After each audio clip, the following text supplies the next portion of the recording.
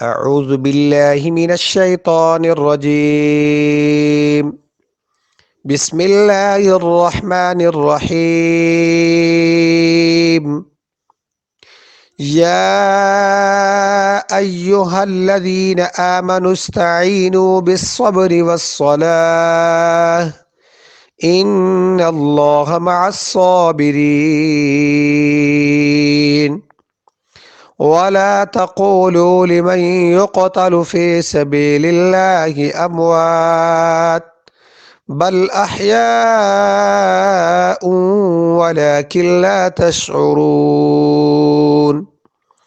ولنبلونكم بشيء من الخوف والجوع ونقص من الأموال والأنفس والثمرات وبشر الصابرين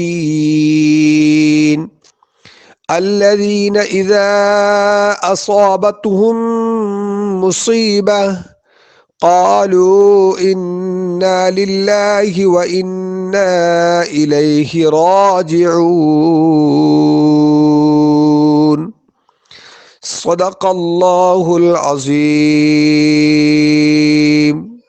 برادران اسلام، سامعین محترم، قرآن کریم کی جو آیات مبارکہ آپ کے سامنے تلاوت کی گئی ہیں، ان آیات میں اللہ رب العالمین فرماتے ہیں کہ میں ایمان والوں کو ضرور چیک کروں گا، ان کے ایمان کا لیول جو ہے وہ کہاں تک ہے، میں اس کو تھوڑا چیک کروں گا، آزماؤں گا. اور اس کے بعد جو اللہ کے راستے میں قتل کیے جائیں، مارے جائیں، انہیں تم مردہ نہ کہو، وہ زندہ ہیں، وَلَٰكِن لَا تَشْعُرُونَ، لیکن تمہیں شعور نہیں ہے. اور اس کے بعد فرمایا کہ مسلمانوں کو جب مصیبت و پریشانی آئے تو صبر کے ساتھ اور نماز کے ساتھ اللہ سے مدد حاصل کرنی ہے. گویا کہ نبی کریم صلی اللہ علیہ وسلم نے جو طریقہ مشکل میں ہمیں بتایا ہے وہ صبر اور نماز ہے. صبر یہ ہے کہ رک جائے، اپنی مصیبت کسی کو شیئر نہ کرے، کسی کو نہ بتائے، اور اپنی جو ضرورت ہے وہ اللہ کے سامنے شیئر کرے اور اسی کے سامنے ہاتھ پھیلائے.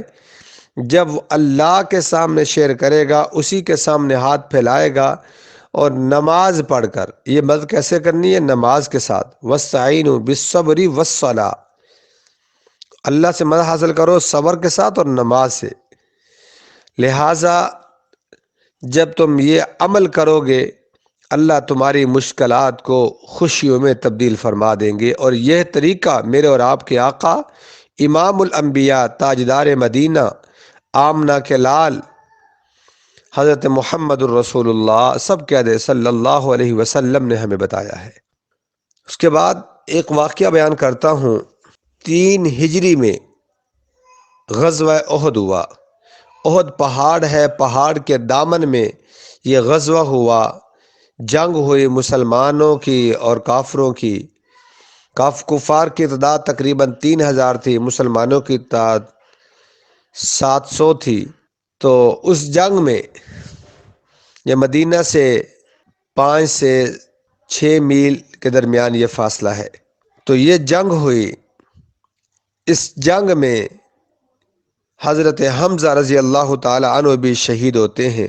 ان کا واقعہ میں آپ کو مختصر سنانے کی کوشش کرتا ہوں. حضرت حمزہ رضی اللہ تعالی عنہ حضور صلی اللہ علیہ وسلم کے چچا تھے. غزوہ احد میں یہ شہید ہو گئے. بے درد کافروں نے آپ رضی اللہ تعالی عنہ کے کان، ناک اور جسم کے دوسرے اعضاء جو ہے یہ کاٹ دیے تھے. سینہ چیر کر دل نکالا اور طرح طرح کے ظلم کیے.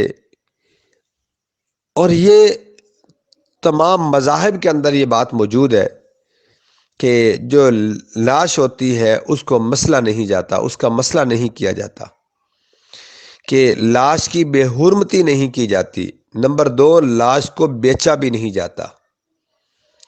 یہ اسلام اور ہر مذہب کے اندر یہ بات موجود ہے، لیکن ان ظالموں کو ترس نہ آیا شہید کرنے کے بعد بھی ان کے کان کاٹے، ناک کاٹا، ان کے دل کو سینہ چیرا، اس چاک کیا، دل نکالا۔ اللہ اکبر! ان کے غصے کی انتہا دیکھیں آپ۔ چنانچہ جب جنگ ختم ہوئی، نبی کریم صلی اللہ علیہ وسلم نے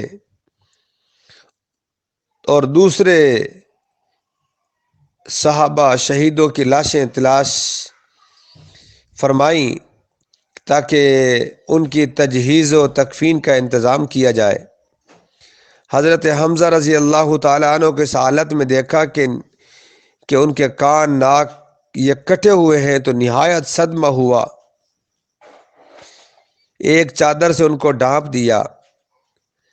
اتنے میں حضرت حمزہ رضی اللہ تعالی عنہ کی حقیقی بہن حضرت صفیہ رضی اللہ تعالی عنہا، یہ بات ذہن میں رکھیے جب کسی نبی کا آپ صلی اللہ علیہ وسلم کا نام آئے تو صلی اللہ علیہ وسلم درود پڑھتے ہیں، جب صحابی کا نام آئے تو رضی اللہ عنہ پڑھتے ہیں، جب صحابیہ کا نام آئے تو رضی اللہ عنہا پڑھتے ہیں، اور اس کے علاوہ کسی اور پیغمبر کا نام آئے تو علیہ السلام پڑھتے ہیں۔ حضرت موسیٰ علیہ السلام، ابراہیم علیہ السلام پڑھتے ہیں۔ تو حضرت صفیہ جو ان کی حقیقی بہن تھی وہ دیکھنے کے لیے تشریف لائیں تاکہ اپنے بھائی کی حالت کو دیکھ لیں۔ حضور صلی اللہ علیہ وسلم نے اس خیال سے کہ آخر عورت ہے، ایسے ظلموں کو دیکھنے سے ان کا جو صبر کا پیمانہ ہے وہ کہیں لبریز نہ ہو جائے، وہ برداشت نہ کر سکیں، تو اس لیے ان کے صاحبزادے حضرت زبیر رضی اللہ تعالیٰ عنہ سے ارشاد فرمایا کہ اپنی والدہ کو دیکھنے سے منع کر دو۔ انہوں نے والدہ سے عرض کیا حضور صلی اللہ علیہ وسلم نے دیکھنے کے منع کیا ہے، تو حضرت صفیہ رضی اللہ جواب دینے لگی کہ میں نے سنا ہے کہ میرے بھائی کے ناک کان وغیرہ کاٹ دیے گئے ہیں، اللہ کے راستے میں یہ کون سی بڑی بات ہے، ہم اس بات پر راضی ہیں، میں اللہ سے ثواب کی امید رکھتی ہوں اور انشاءاللہ میں صبر کروں گی، انشاءاللہ من الصابرین، میں کیا کروں گی؟ صبر کروں گی۔ حضرت زبیر رضی اللہ تعالی عنہ نے حضور صلی اللہ علیہ وسلم سے جا کر اس بات کو عرض کیا۔ حضور صلی اللہ علیہ وسلم نے جواب سن کر دیکھنے کی اجازت عطا فرمائی اور آ کر دیکھا اور انا للہ و انا الیہ راجعون پڑھا اور ان کے لیے استغفار اور دعا کی۔ ایک اور روایت میں ہے کہ یہ کپڑا لے کر آئی تھیں، 2 کپڑے تھے ان کے پاس تاکہ اپنے بھائی کو کفن دے سکوں۔ جب ان کے پاس یہ کپڑا لایا گیا تو دیکھا ان کے ساتھ ایک اور انصاری صحابی پڑے ہیں جن کے اوپر کفن کے لیے چادر بھی نہیں ہے۔ تو حضرت زبیر رضی اللہ عنہ فرماتے ہیں کہ ہم نے کہا کہ یہ مناسب نہیں ہے کہ حضرت حمزہ کو 2 کپڑوں میں دفن کیا جائے، ان کے لیے ایک کپڑا بھی نہ ہو، چنانچہ ہم نے کہا کہ ایک کپڑا ان کو دیتے ہیں، ایک چادر جو ہے، دیکھا کہ ایک چادر بڑی ہے اور ایک چھوٹی ہے، پھر ہم نے اس کا قراندازی کی، اس میں بڑی چادر انصاری کے حق میں آئی اور چھوٹی حضرت حمزہ رضی اللہ تعالیٰ عنہ کے حق میں آئی۔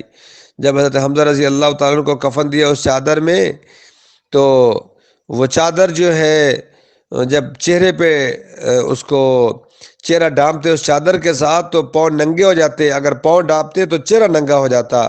میرے اور آپ کے آقا صلی اللہ علیہ وسلم نے فرمایا چہرے کو ڈھانپ دیا جائے اور پاؤں کے اوپر پتے وغیرہ ڈال دیے جائیں۔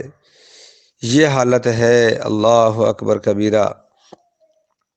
یہ 2 جہاں کے بادشاہ کے چچا کا کفن ہے، وہ بھی کہ ایک عورت اپنے بھائی کے لیے 2 کپڑے دیتی ہے، اس میں یہ گوارا نہیں کیا کہ دوسرا انصاری بے کفن رہے اور ان کپڑوں کو کیسے تقسیم کر دیا۔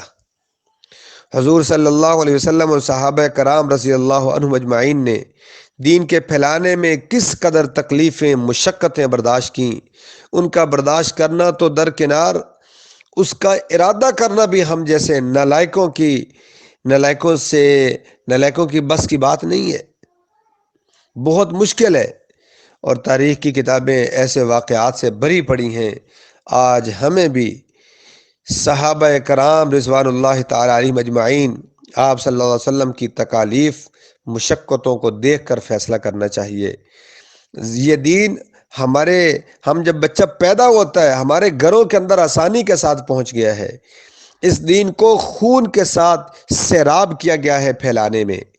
اس دین کو ہم تک پہنچانے میں کئی جانیں ضائع کی گئیں، کئی جوان شہید کیے گئے، کئی بیویوں کو بیوہ کیا گیا، کئی بچوں کو یتیم کیا گیا، اور اس کے بعد یہ دین ہم تک پہنچا ہے جو آج ہمیں اللہ کا شکر ادا کرنا چاہیے۔ اور آج بچہ ہمارے گھر میں پیدا ہوتا ہے تو اذان دی جاتی ہے سکون کے ساتھ۔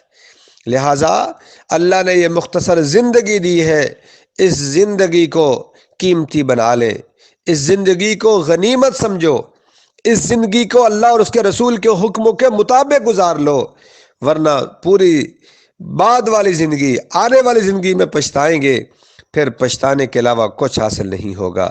اللہ ہم سب کو اپنی زندگیوں کو قرآن و سنت کے مطابق ڈھالنے والا بنائے، قرآن و سنت کے مطابق گزارنے کی توفیق عطا فرمائے۔